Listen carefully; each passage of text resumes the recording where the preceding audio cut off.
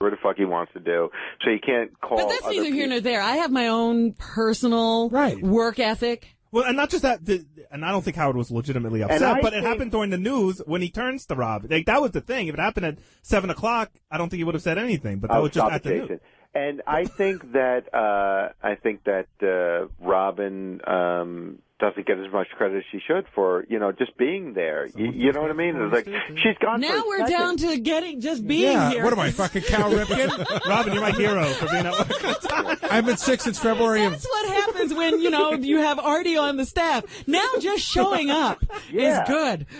Makes everybody look great. But, listen, I love you, Robin. I love all this stuff. And we went to the violinist the other day. It was beautiful, but you really upset me when you talk about this pilot not being a hero. You're playing You into... will sit on any fucking news story that's miserable, but something that's happy, you dismiss and Am I not telling the story?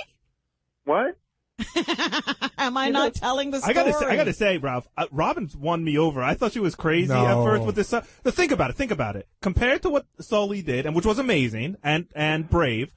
I don't have any problem with somebody saying he did something compared to what those people did in the plane that they crashed in Pennsylvania on 9/11, and those people knew they were going to die. Yeah, but they did what they did. What did those people do? They took themselves down in order not to save hurt other people. others. Now those are heroes. Okay, but let me ask you, if there was they were also attempting to save their lives, but they knew they were risking their lives when they did it. But I agree with Ralph. We know some of what happened on the plane, but nobody knows exactly what happened. Well, I know there were about 200 cowards on the other plane. Actually, that's not true.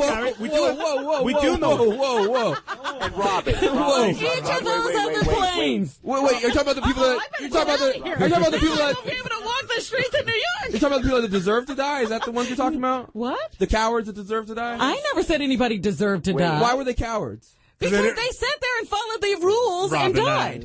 Of course, they didn't know they were going to go crash. They didn't know exactly, and that's the only thing I would give They them. weren't Mormons, so they couldn't take out their magic glasses and see the fucking future. I mean, how many? But Gary, we do know what happened on that flight. They have the recordings from it. They have the blockbuster. You could hear exactly what went on in that flight. Please. What do you mean, oh please? What they did was, dude, that would have been another plane in another building. What I'm saying, what Ralph makes a point. We know what some people on that plane did. Yeah. Everyone on that plane wasn't a hero. Because you don't know that every single one of the people made that decision. You know what? Everybody during the revolution wasn't a hero either, but there were some. I mean, listen, who decided to take this country and make it an independent country. Hey, listen, how many people died in 9/11? They all weren't wonderful people. You know, there were a few people who were were glad they died. We're not discussing that. Dude, and I probably was out of line saying they were cowards. I am not turning this into a 9/11 bashing show. A good co-star has it. But Robin, listen to me. Moving on, Ralph. Moving on. This is why Sully Sullenberger is a total hero. He walked that plane back and forth when it was sinking and made sure everybody was off the plane 2 times. That's true. All right, that's different than landing the plane. That's what people kept talking about, making him a hero. It's the job of the captain. Landing the plane. The job of the captain. Nobody ever did that before. He's amazing. He's a miracle worker. Nobody ever walked on the moon before. Oh, stop it. You're being silly. Oh, my God. So You're being silly. You bring up a good example. The people went to the moon. Are they doing their jobs, or are they heroes? Now, those guys are amazing because... No, they're not heroes. Stop it. They're not heroes, but they're amazing because they're sitting on top of a rocket.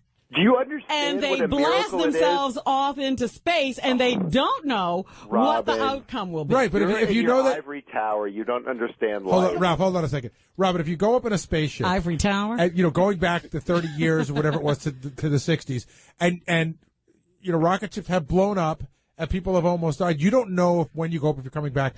That's not heroic to take that chance to not know if that's the same as getting on a motorcycle and trying to do a flip.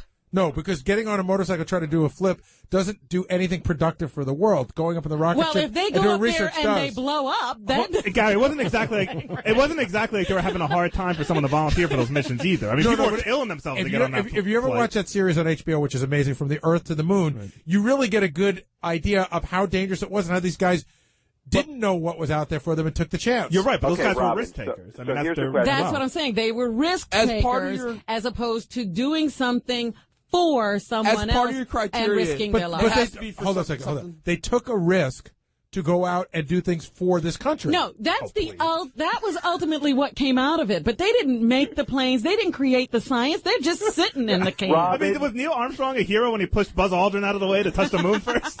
Robin, you're being racist because it was all white guys. Oh, there you go. All right. Thank you, Ralph. I'm letting you go. One more call while we have Robin here. Bill in Albany, you're on the wrap-up show. Hey, I was calling to ask Robin if her book's still available, but with that last conversation, I have to agree with her because I thought the guys that were on the plane that hit the Trade Center were definitely a bunch of pussies. Me, myself, if I'm sitting there, I'm not going down without a fight, basically my point. Well, see, that's how I feel about it, that, like, I'm going to try to do something. Yeah, but at what moment do you know? Yeah, don't you think that we have a hell of a lot more knowledge now for all these years than they had in that 40 minutes? Yeah, but when you see guys going toward the cockpit and they're attacking stewardesses, I don't think there's going to be a good Yeah, but you know what, Rob? Hold on. Lived through suicide bombers. You know what those people are and you've about. heard years and years of hijacking. Right. It's always been hijacking. Nothing like that had ever happened before. On our soil, but we know from looking at the news that they, they recruit people who are willing to die in order to kill other people. But no one had ever done it in that fashion before. It was the first time no one could foresee what was going to happen. I understand. I'm simply saying I wouldn't have sat there till the very end as I see the plane headed toward the center of Manhattan. We'll actually never know that, Robin. I'm flying with Robin because I sit there to the very end. I'm not getting up anywhere, so I'm flying with you next time. Look, when I flew right after 9/11. You're a hero. Oh, here we go. I didn't do that. I did that for me. I didn't do it for anybody else. So I am no hero. But my point is this. When they had that security thing set up at the very beginning where they stop you and they say, did anybody give you bags? Did you pack your own bags? That whole thing. And so the guy gave me that whole thing. And then he said, now, after you get through this checkpoint, if somebody asks you to carry something, I said, I will kick the fucking shit out of them. And the guy said, no.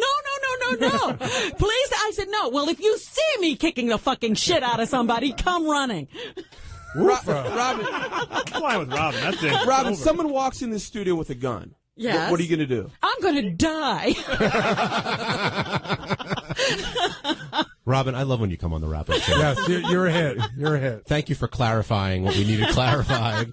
And let's see. Let's wrap up with Robin. Let's see. We found out her feelings about the people on the plane in 9/11, which she retracted. Who's a hero? Right. Who's not? I rethought that. Her clear definition of a hero. Anything else?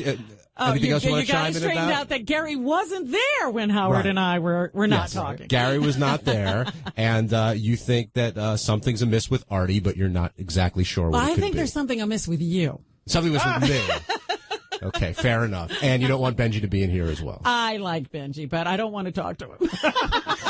That's a great relationship we have. One last thing while you're here. I know I said one last thing before, but Howard asked you about how you're feeling about this place with all the bankruptcy stuff floating around, and after going through today, hearing Chris Russo's take on it, Howard's take on it, has that changed your opinion at all? You feel the same way? You know what? I was actually interested very much in what Mr. Kraft had to say about the whole thing, because he's one of these high-powered businessmen, and he's seen